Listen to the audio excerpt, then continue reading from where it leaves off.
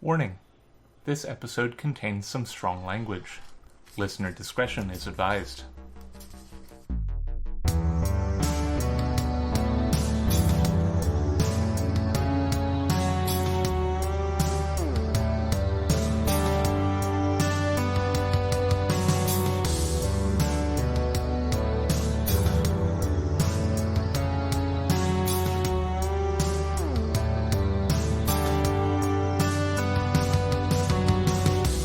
Hello, and welcome to Tales from the Trunk, reading the stories that didn't make it.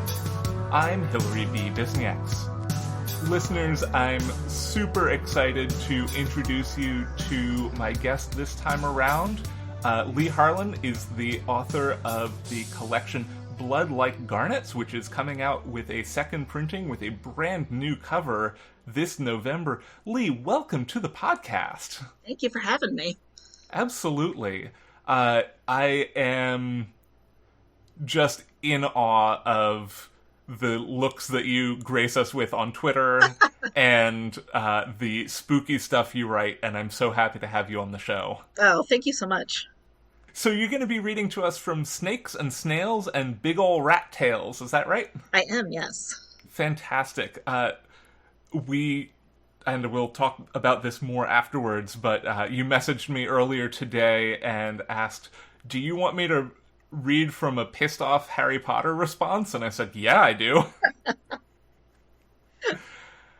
Is there anything that we need to know aside from that quick intro? No, I'm going to start right at the beginning. Perfect. Ready when you are. Snakes and Snails and Big Ol' Rat Tales. A chorus of rats, possums, and pigeons chirruped and twittered hellos as Runheld plopped on the couch with a buttery croissant in one hand and fragrant ginger tea in the other. A stack of unopened mail teetered on the coffee table between his feet. A chubby black rat hopped up on the table and stood on his haunches, clever paws curled against his chest and nose twitching. Please? The rat begged. Runheld broke off a hunk of croissant and held it out. The rat grabbed it between his front paws and nibbled. King Eep, what makes you happy? A mate, or several, and someone to wrestle. Fresh snack. King Eep dipped one paw in the tea and lapped off the droplets. Runheld grinned. You're wise, little friend. He crossed his legs and his foot bumped the table, sending the letters cascading. King Eep squeaked surprised irritation as he leapt to the floor. He scooped the letters into a pile and his eyes snagged on gold floral script addressed to Which Steward Second Class, Runelda the Green? He groaned. The Order of Abaris ran the only school for magical arts and sciences in his region, and they believed magic was in outdated notions of gender and binaries. Any other school would have honored his name change in preference for the neutral title of wizard. He popped the wax seal on the envelope, and a velvety voice poured out. Greetings, witch sect. Skip the greeting and get on with the message, he grumbled. The letter hummed and crinkled while it fast-forwarded. An agent of the Magical Malfeasance and General Investigative Services will arrive at your home in 9 days. You will aid the representative in whatever manner he or she requires. Sincerely, Warlock, Council Spokesman, and Seer, First Class, Turnodon the Silver. Letter? When did you arrive? Runheld's stomach clenched. 9 days ago, the letter replied. So someone was coming today. He imagined his tiny house through the eyes of a Magi's agent. Rats scampered in the corners, a raccoon curled up atop his bookshelf, and a pair of pigeons pecked breadcrumbs on the counter. No amount of last-minute scrubbing would eliminate the musk of feathers and fur. No amount of sweeping would catch every strand of hair. He stood up straight. He was the steward of Baladria and the only living panlingual wizard. This was his city, and if the representative had a problem with his friends, or the rather pungent odor that accompanied them, they could leave. He put on pants, however. He didn't want to meet the Magi's agent in a robe and boxers. The doorbell chimed. They were here. He wasn't dressed. The rat spilled cereal all over the kitchen table, and one of the pigeons pooped next to the coat rack. Curse them with biting gnats and an eternity of bad weather. He ran his hands through his hair and opened the door. A woman with a cocky smile and a shaved head stood on his stoop. His heart stuttered and his mouth dried. "Hello, Runheld," she said. "Lore, I thought you were fighting dragon poachers in Lamatria. I was. May I come in? He glanced over his shoulder at the garbage can. It shook and clattered to the floor as a pair of raccoons scuffled inside over scraps of food. It's a mess. She rolled her eyes. You know I don't care how many critters you have scampering about in there. Right, of course.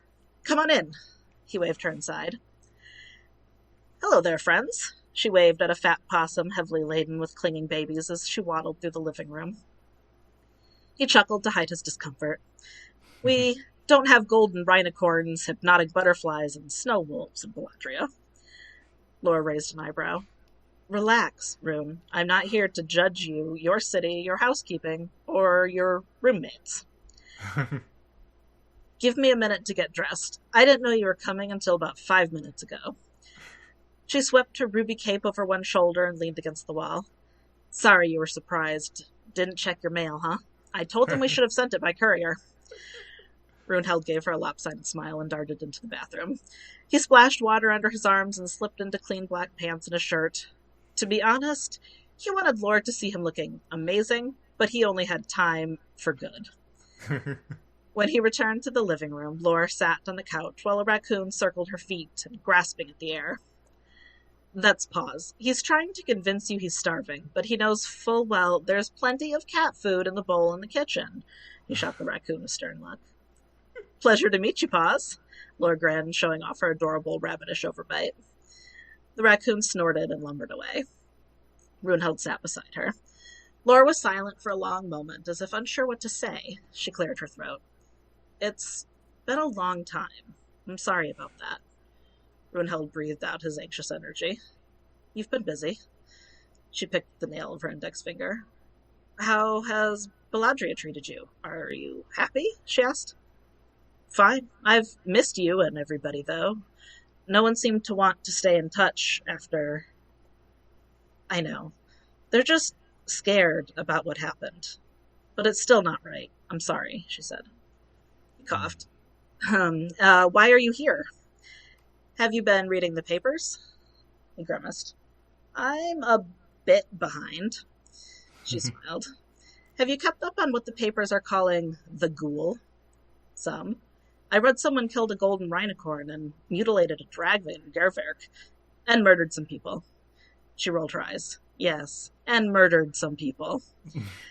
I believe they cut off some parts. Yes, the parts infused with are the focal point for magic. The horn of a golden rhinocorn, roots of a tree sprite, fairy wings, a seer's eyes, dragon scales, and a werewolf's pelt.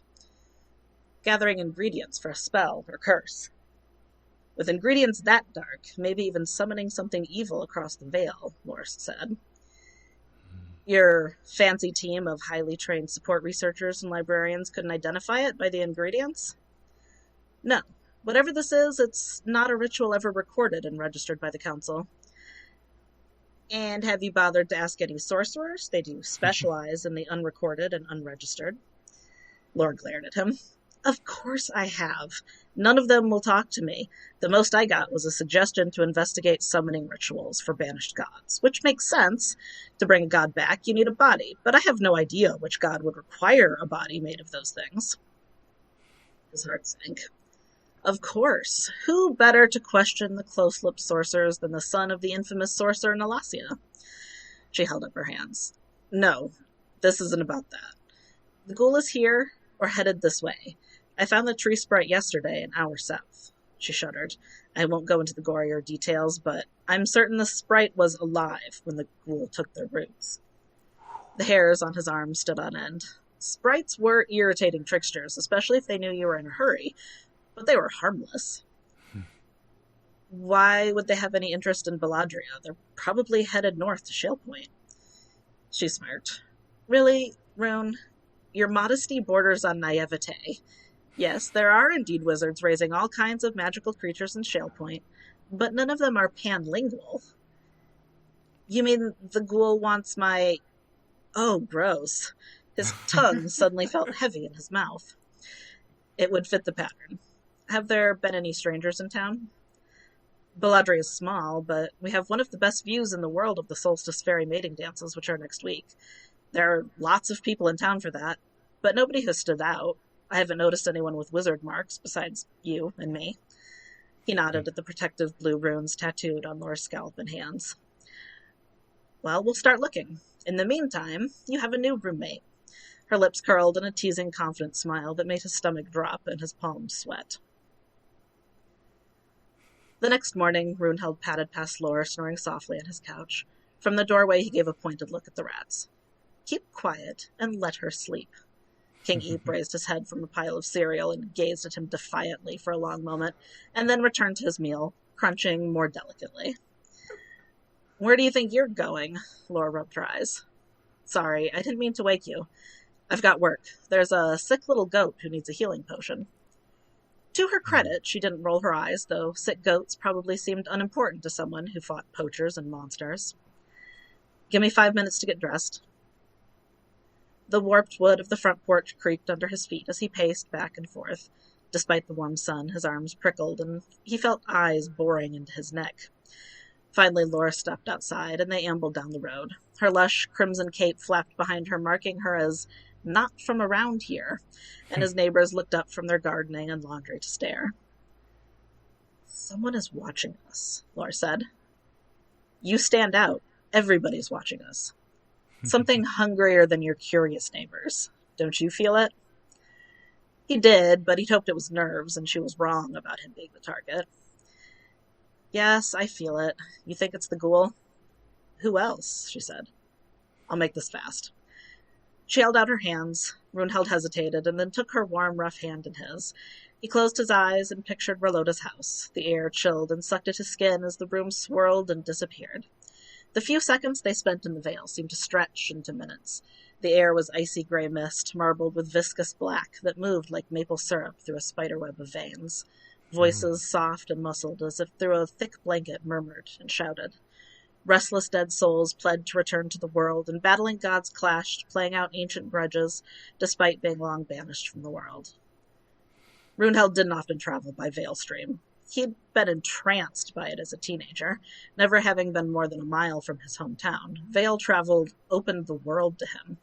As an adult, it didn't seem worth the dread blooming in his gut at the sound of all those voices to shave a few minutes off his trip.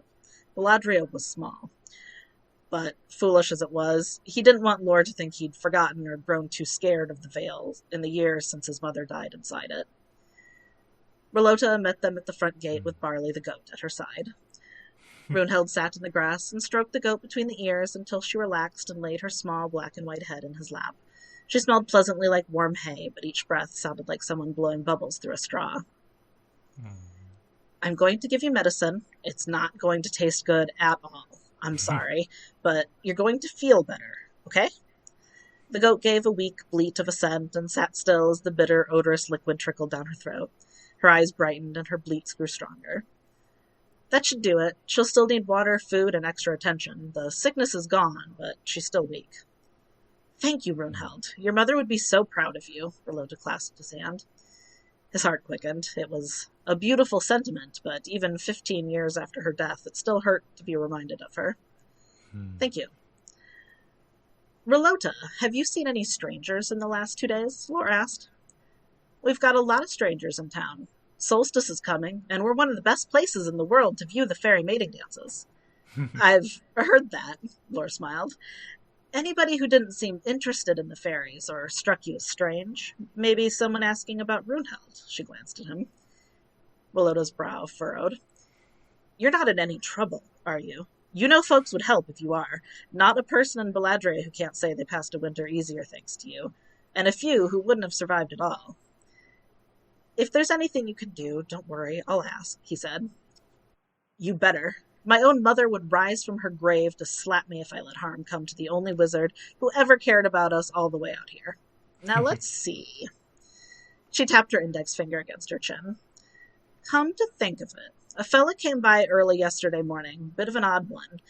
Didn't say anything about Runheld, but he was very interested in buying a quart of goat's milk. When I asked if he was here for the fairies, he said yes, but he said it like my question surprised him, like maybe he didn't know about the mating dances at all. What did this man look like? Fleur asked. Merlota chewed her lower lip and scrunched her forehead. Odd. I have such a memory for names and faces, but all I remember is he had on a huge black hat. You know, the kind popular in cities among the rich gents who think a big hat will hide their bald spots. I know the type. When did Barley get sick? Laura asked. Merlota pursed her lips. Yesterday morning. Are you suggesting? Laura shook her head. I'm not suggesting anything. I just want all the information I can get. I think that's it. Merlota nodded at Laura. You're going to keep an eye on our Runhild, right? You have my promise, Laura bowed. Merlota grabbed his arm and leaned in, her lips so close he smelled coffee on her breath. I like her. By the moony look in your eyes, you better find a way to get her to stick around. His cheeks warmed. He wanted to explain that Laura was here for a short time, but his tongue refused to cooperate. She laughed and gave him a gentle push. He followed Laura and her fluttering cape away from the house. When they were out of earshot and he regained use of his tongue, Runhild said, What would be the point of cursing a goat? To confirm you're panlingual, which means I'm right about him watching us right now. And you can't sense where he is? She squinted and scanned the horizon. The air warmed and smelled like ozone as she reached out with her magic, trying to sense the ghoul. She sighed. No. Whoever he is, he's good at hiding. I sense someone's near, but I can't pinpoint where. Can you? No, you were always better at that than me. What now? That sounds like a good spot to stop. My goodness. I find that so delightful. It has such a queer Studio Ghibli feel to me. I love that description. I mean, like, if we can get one aesthetic in the world, that's the one I want. Yes. So you, as I said in introducing the story, you came to me and said, what about a queer Harry Potter response? Mm-hmm. Can you tell us a little bit more about sort of how that story came about and how it came about getting trunked? Yeah. Originally part of the seed was I wanted to write something that was more inclusive of kind of my own version of masculinity, which is, I'd rather be home and I want to take care of baby goats and maybe have some rat friends. Mm-hmm. And then was talking to some people. This was kind of before JK started with all of the really intense turf shit that I wrote this. But, we were talking about, what are world-building problems we have with Harry Potter, and that included, we have all these gender-segregated dorms, but nobody's kissing inside any of them. Everybody's apparently cis and very binary, and nobody's queer, and it just felt, Yep. Yeah. And also, that there's just all these kind of fun magic things that she puts in there, but you don't really get to live inside many of them. One of my favorites was that he can talk to snakes. Why would you not just, go to the zoo and hang out with some pythons and just, be a snake handler or something? Come on, yeah, that sounds right? Great. Snakes seem way more interesting than most of the people he went to school with, so... Or, what the hell are the garter snakes outside talking about? Mm-hmm. Yeah. For real. And I think that that sense of lived-inness is something that came through strongly and is part of what suggested Studio Ghibli to me, was that is, those are those same very inhabited worlds. And the other obvious comparison to make, and, my job here as podcast host is to flatter you endlessly, is to Earthsea, that it had also that same sense of kindness to it. That I think is, key to that series. Yes. So that's where it came from, and what was its story after that? You know, I think that that's sometimes it's just a matter of I ran out of markets, and sometimes it's, you know, it stopped feeling like the right thing. Yeah. Honestly, mostly the running out of markets. It's long. It's almost 7,500 words. And That I would think do it. that, yeah, so there's only, a handful of markets it can go to in the first place. And I just kind of kept getting feedback that was like, I really like this and I like the world, but... And then I kind of realized that maybe the but was that it actually needs to be longer, like a novella or something, as opposed to trying to artificially chop bits off of it. So I trunked it, and hopefully one day I'll go back to it. Because I do really like it. I mean, that is... that's a struggle that I've had quite a lot, is this thing is way too short for the thing it actually wants to be, and it's only... You know, it's only been in the last couple of years that I've figured out how to write anything really long form and actually finish it. And, like, get the story into the size that it wants to be. Right, yeah. I think I do write more naturally at novelette and higher. I have a little trouble, because I don't know, I come up with too many plots and and, yeah, too many characters. So many, I mean, you know, less than a lot of cishet white guys writing big doorstopper novels, but yes, that's you know, not too difficult.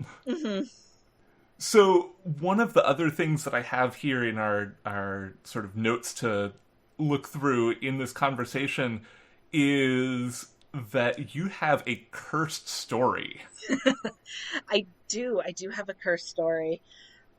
It actually did finally get published, but it's called Blood Makes the Fruit Grow Sweeter.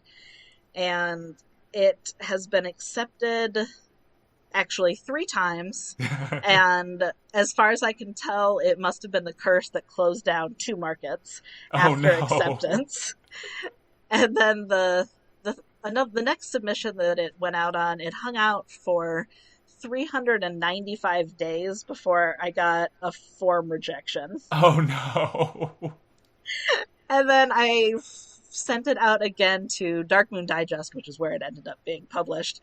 But it was there for 400 days before they officially accepted it, which not a lot of markets I would sit around there for, but I actually really like Max and Lori, and they were like in communication about it. So I was like, okay, I'll sit it out. It's fine.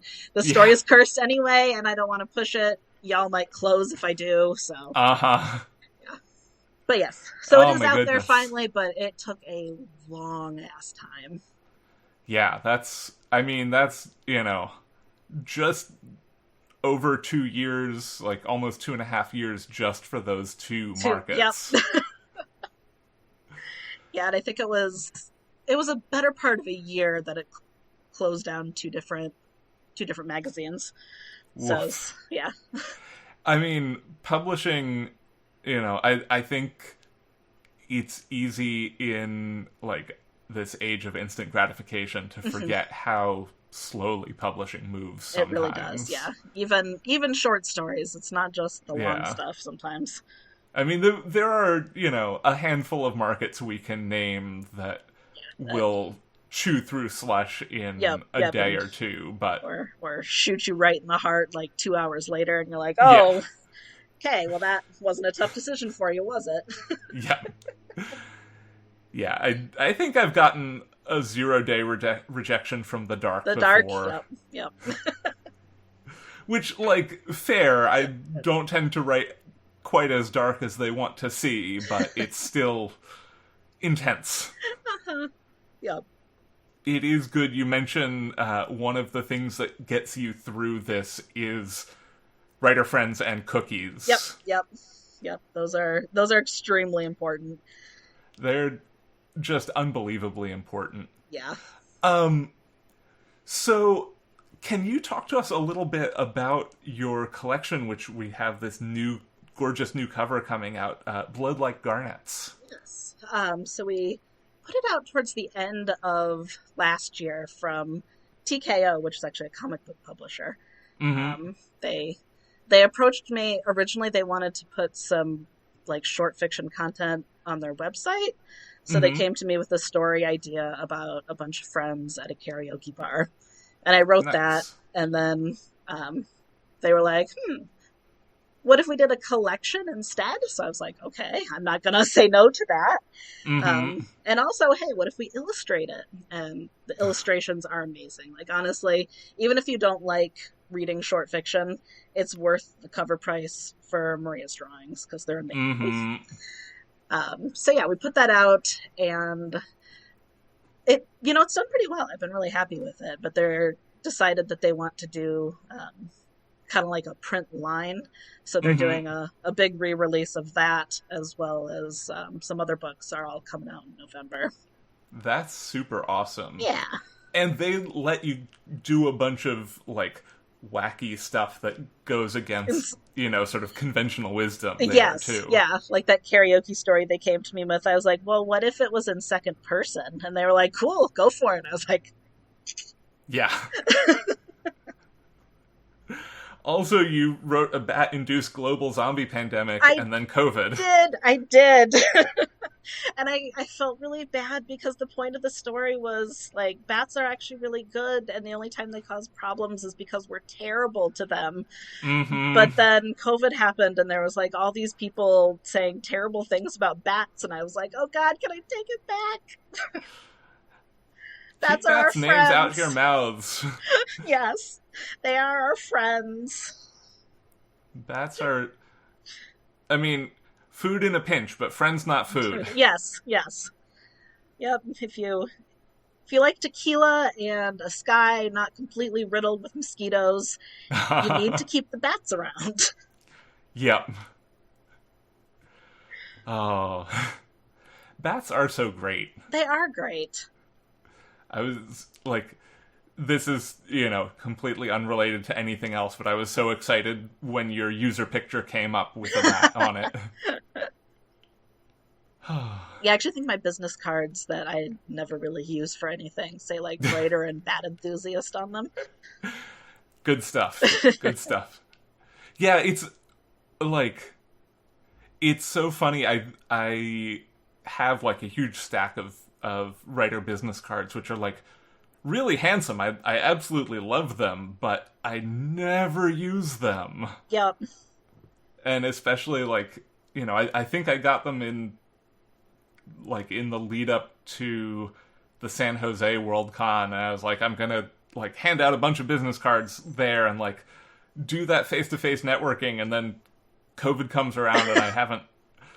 I've seen one science fiction writer in person in the last, I don't know how long at this point, and that's because they live 2 blocks away from me.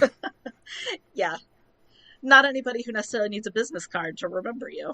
No.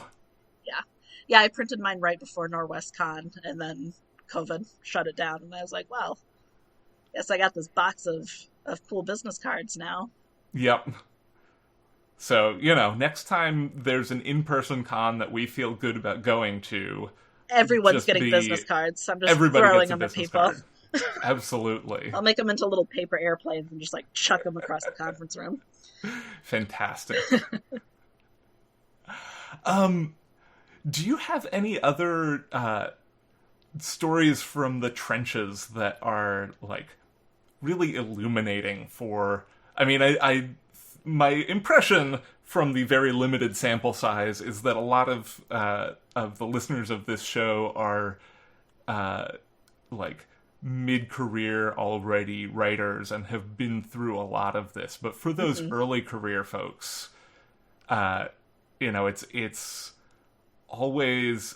I find it very reassuring to talk to other people and hear about the crazy situations they've gotten into that... Yeah. Make me feel better about the stuff that's happened for me. Yeah, let's see. Well, there was my novella Queens of Noise that came out from Neon Hemlock recently, but was originally coming out from Fireside. And that was a little bit of an online scandal kerfuffle that happened when they canceled the entire novella line. That was a thing that happened. That was a thing that happened, yep. Yeah, so that sucked, because I can't even remember how long they had that novella after they accepted it before they finally told us. It was more than a year, anyway. Mm-hmm. Yeah, so that was kind of heartbreaking. That was like my first long thing that was going out in the world, the highest profile market I'd ever gotten into, and it was just like, oh well, there's my heart. There's my heart. It is worth saying, not that it helps with this, but for listeners who might not have caught up on everything, that our good friend L.D. Lewis is stepping in as publisher in the fall. Yes, I'm so excited for that. I'm so happy. Yeah. She's been doing amazing work as the AD over at Fiyah, and she'll be still working with Fiyah in some capacities, but yeah, it's going to be super exciting to have her taking the helm at Fireside. Yep, yeah. I'm very excited about that. And it definitely, I'll always have a little bit of like you, but it's definitely healing the rift in my heart about Fireside a little bit. Mm-hmm. For sure. Yeah. And speaking of Neon Hemlock, our previous guest this month, Premee Muhammad, also just had her new novella out from Neon Hemlock. Yeah, we did her book launch on Instagram last night. It was a lot of fun. Yeah. Yeah. Neon Hemlock's just doing such great things with novellas. They're doing so much good work there. Yeah. I haven't read one that I was like, It's like, no, these are all just fucking amazing. I love it. Yeah. I'm trying to think. I feel like I've had at least 3 folks I can think of now, including you, who have had just awesome experiences with Neon Hemlock's novellas, because obviously Premee, 2-time guest of the show, and Caitlin Starling was also on last summer, fall, sometime right before Yellow Jessamine came out. Yeah. That book is, tense. I love it. Mm-hmm. It's so good. Mm-hmm. So one of the things that I really love from your fiction that I've read is the spookiness of it. We are a couple of spooky ghouls with big hearts. Yep. And I'm wondering if you can talk a little bit, because I know this is a conversation I have with people sometimes, about what it is particularly about the spooky stories that makes you want to write them and want to read them. It's a really good question, because I feel like that any day that you ask me, I will almost always have a different answer to that question. Perfect. I've always read horror. Like, I was that weird little 4th grader reading Stephen King in the back of the bus or something. Yeah, I don't know. Like, in some ways it's cathartic. The world's kind of fucking scary, especially if you're a marginalized person. Mm-hmm. So it can be cathartic to put some of those things out there, or to live through scary things that are adjacent but not exactly that. And that things might not be all right in the end of the book, but it's fiction. You can put it away and it's cool. Mm-hmm. And also, I don't know, I'm just kind of like stuff that people generally associate with being like gross or creepy, like bats and rats and possums and shit. So it's just like, I don't know, I just feel a little bit more drawn to that side of the spooky aisle. Mm-hmm. And I also like fiction that's really visceral. Mm. That and I feel like it's hard to top fear for that, like, really, really visceral feeling. I kind of feel like it's a little bit of a partner to erotica in that way. Mm-hmm. Yeah, for sure. And there's, speaking once again of Neon Hemlock, there is Void Junk. Yes, which I have written for. Yep. Yeah, and definitely recommend it. Written for, and me and another friend of the show, Sarah Locke, are editing an issue of it soon. Yay! I'm excited. Yeah, Void Junk is great. It is so good. It's so weird and fun. I love it. It is for folks who are not aware of Void Junk. It is a speculative horror erotica occasional zine, and it's just had so many like fun and completely off the beaten path stories and poems and doodles and other artwork in it. It's just so much fun. Yep. Dating advice from the Void. Yeah, Advice from the Void is my absolute favorite. Yeah. It's good that you mentioned the aspect of being of the tie between being a marginalized person or a person with marginalized identities and this attraction to horror, because I feel like there is, specifically with queerness, there's a really deep tie between queerness and horror, and especially with people who are occupying trans spaces to connect to that visceral side of horror, and that there's like a lot of body horror that gets to lets authors explore their queerness in some ways, and lets readers explore their own queerness through these experiences that I think is just super cool. Absolutely, yeah, me too. And also kind of taking those narratives away from people who have, written things like Silence of the Lambs or whatnot, making transness the villainy, and then just kind of being like, well, fuck it, if you want a monster, I will make you a fucking monster. Yeah. It is, like, I think we all, as horror fans, have consumed a lot of problematic horror media in the past. Yeah. Especially because a lot of the, like, sort of foundational works are very highly problematic in a lot of ways. Even things like, why can't I remember that Richard Matheson story that was in the Trilogy of Terror with the Zuni doll? I know what you're talking about, too. It'll be in the show notes. Listeners, it'll be in the show notes. It is fantastic. It is problematic. Yes. But it is just a fantastic story. But it is so cool to see, more recently especially, that there's so much more queer horror that is being written and owned and produced by queer people.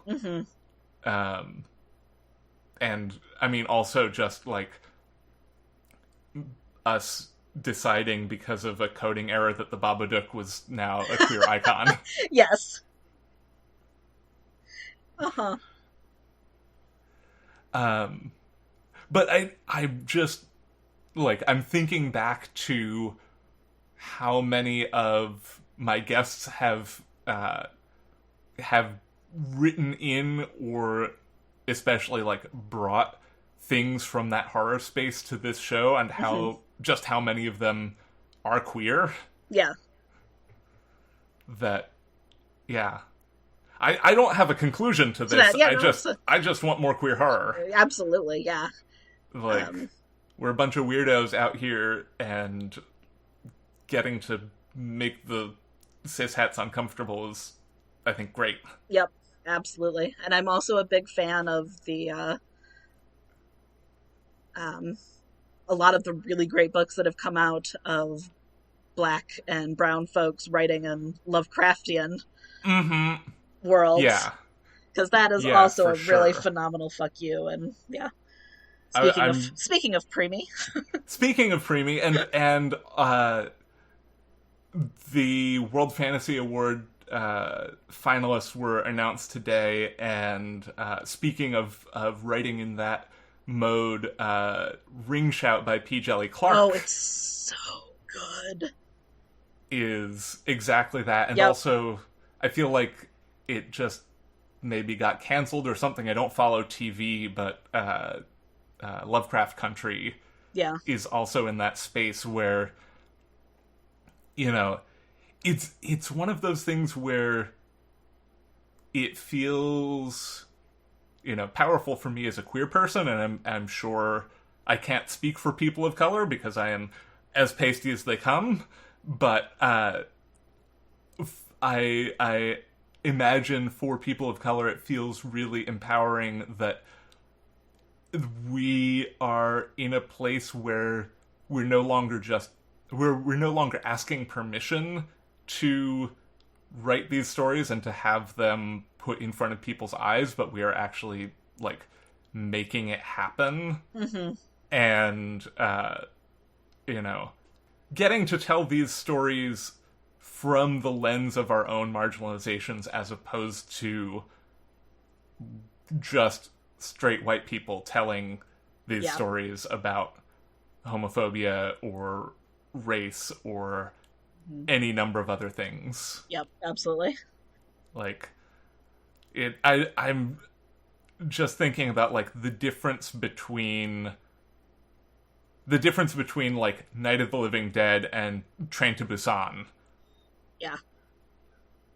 That, like, they are tackling some of the same things, but, and they are, you know, you can both lump them in largely as, these are zombie movies. Right, but, yes, but... Yeah, the differences there are really astounding. Yeah. I just introduced my partner to Train to Busan recently. It's so good. So, there's so much... You would think people would be over, like, pandemic media in the year of our Lord 2021, but I think it's even better in some ways. I think it's kind of one of those two types of people. I never want to see it, or I find it really cathartic just injected into my veins. It's all I'm watching now. Yeah. Yeah. And I mean, like, coming back to just horror in general, that there is, there's something comforting about being able to control the awful things that are happening, both from the standpoint of the author and the consumer, that, like, if it's too much, I close the book. And skip ahead over this part. Yep. Yep.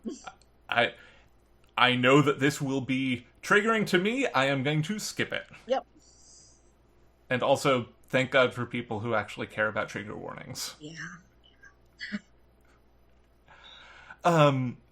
So to bounce media a little bit, although it is also occupying that horror space, I did just hear this weird sound in the background. I don't know if it came through, but this blue police box just showed up in here.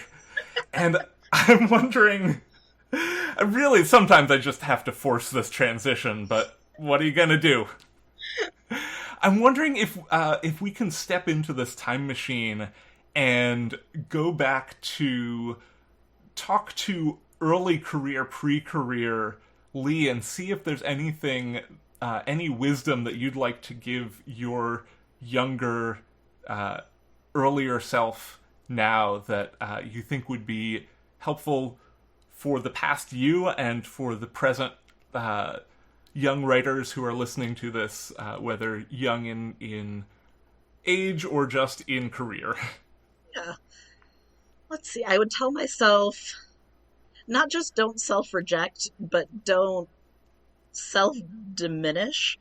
Like, I feel like almost all of the things that I first started putting out, I just didn't even bother to send them to higher paying markets, and would just go straight to, like, token markets and things like that, which, not that those places aren't doing cool stuff. Some of them absolutely are, but, yeah, you know, don't sell yourself short. It's okay. You will get rejected, and it's fine. Work on building community faster if you can. The internet is phenomenal. I mean, it's a trash fire, but it's also phenomenal. So yes, it is definitely that too. And even if you don't think you are at a point in your career that you need one, have a website. Mm-hmm. That is the only reason I started working with TKO, was because they heard a story on Pseudopod, and then they found me on my website and emailed me through my contact form. Fantastic. So, yep, have a website, have some way for people to find you. Yeah. So the part about not self-diminishing, I think, is really great and is something that I feel like I've seen questions that are kind of around that before that kind of touch on, like, you know, it's really kind of bizarre how we as an industry talk about different levels of pay for markets that people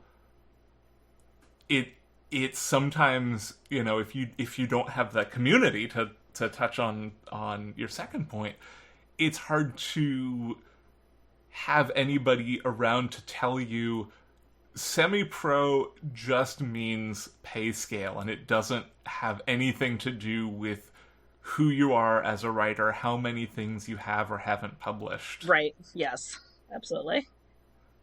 And that's like, you know, I think I had the advantage of growing up in a household where my dad worked at magazines before I was born and when I was a young person. And so, like, I sort of knew, like, okay, well, anybody can break into any magazine at any time. But if you're just looking on, like, the submission grinder or something, you might not know, like, okay, semi-pro is literally just this label we use for pays more than pays at least a cent a word, but doesn't pay SIFWA Pro rates. Right. Yes. And, like, also just kind of wacky to think, like, okay, everybody, from my perspective, everybody defines pro as whatever SIFWA defines. Yeah. Not could you live on it, but Yeah. You know, maybe at one point, maybe, but even then, not really. Yeah. Oh God, it's tangent. Have you seen the Deep Space Nine episode where they go back in time, and Avery Brooks, Cisco is working at like a sci-fi publisher, and he gets a big break, and they're paying him like 3 cents a word or something like that. I have not seen that, but that is fantastic. Yeah. It's an amazing episode. It's actually really, really good. But that part just kind of like, oh, ow. Because that's supposed to be back in like the 40s, I think. Yeah. Yeah. When I started down this career path, heavy air quotes on career path, since I don't make my money as a writer or even a podcaster, but I think that 3 cents a word was still, it wasn't the pro rate anymore, but it was still, like, considered a pretty good rate when I started trying to break in, and, like, that was what Weird Tales was paying in, like, 2005, 2006. And I think SIFWA Pro was 5 cents a word at that point. So, like, I think I started trying to get published shortly before they went to 6 cents. Yeah. Yeah. Which, again, it's been a hot minute since that happened. Like, I think pro rate now is 8 cents a word, and that is not a lot of money. Not a lot of money. Nope. Yeah, but it is, you know, having a community around you. What have been some of the things that have helped you in building your own writing community? God, I hate to say it, but Twitter.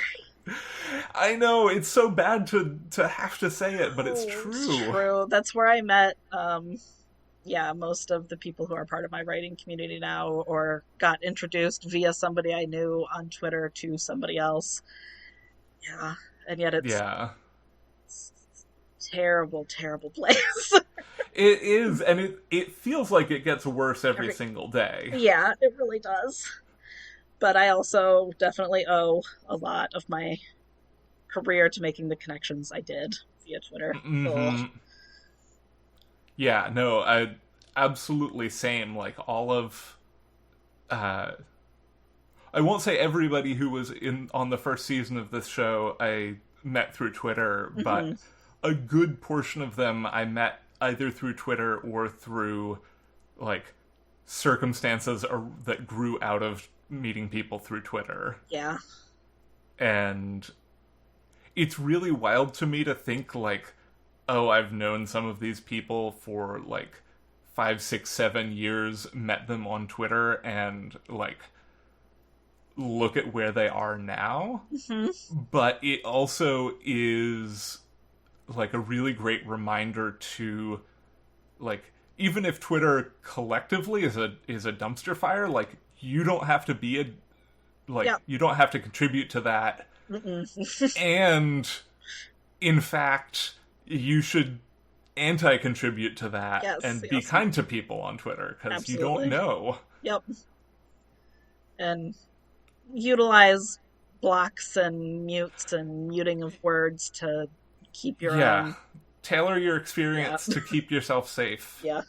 And you don't owe yourself to anybody, just... Yep. Use lists. Curate your lists. Use private lists.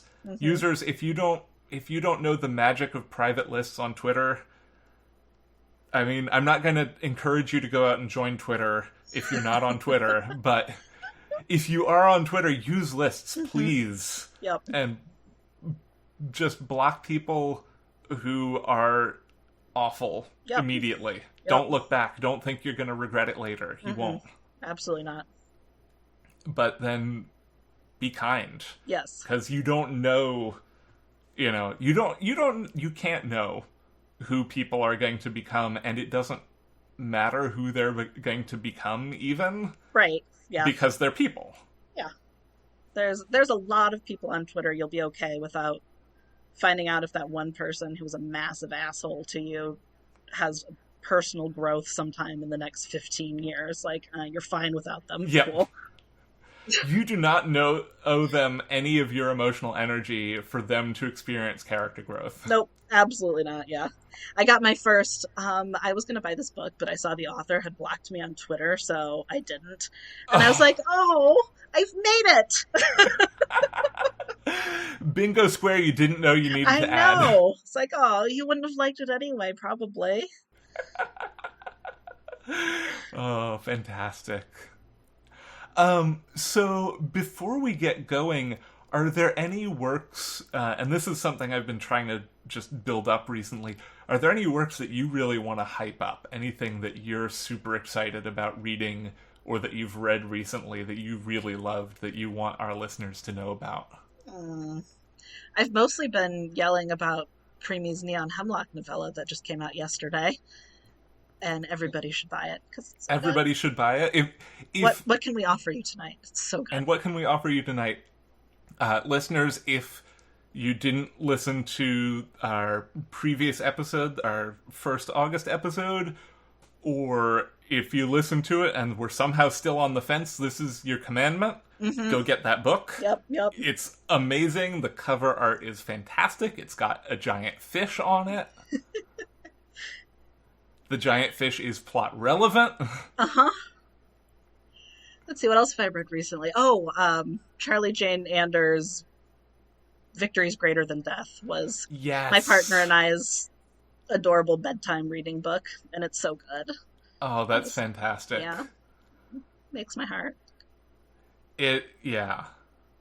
Again, just one of those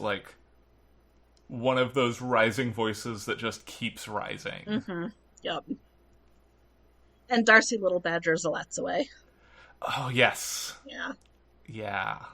For some reason, I can only think of our, bedtime books right now. I can't think of any of, the... That's fair. Yeah. It's like, I don't know. The world's been a lot. Nice stories are nice. The world has been a lot. And, yeah, absolutely. Yep. And there is something to be said for some good, lighthearted, zombie courtesan bedtime reading. Absolutely. So before we get going, where can our listeners find you? Well, you can find me on Twitter at Leigh Harlen, and it's Harlen, Harlen. A lot of people want to make it an A. Yep. And you can find me, my website is the same, leigharlen.com. I try to update it, sort of, when new stuff comes out, anyway. I am making the sweat smile emoji face right now because I don't remember the last time I updated my website. I think I still need to remove my "these are the things that are eligible for award nominations" post. I haven't. I will one day. Yep.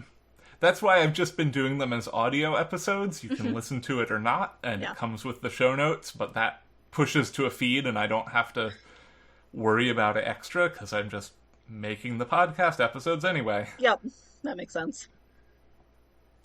Well, Leigh, thank you so much for being on the show. It's been an absolute pleasure. Thank you. I've had a lot of fun. Yeah.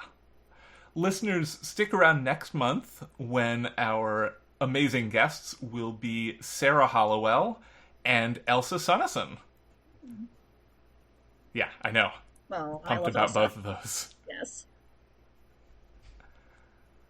Tales from the Trunk is mixed and produced in beautiful Oakland, California. Our theme music is Paper Wings by Ryan Boyd. You can support the show on Patreon at patreon.com/trunkcast. All patrons of the show now get a sticker and logo button, along with show outtakes and other content that can't be found anywhere else. You can find the show on Twitter at Trunkcast, and I tweet at HBBisnieks. If you like the show, consider taking a moment to rate and review us on your preferred podcast platform. And remember, don't self-reject.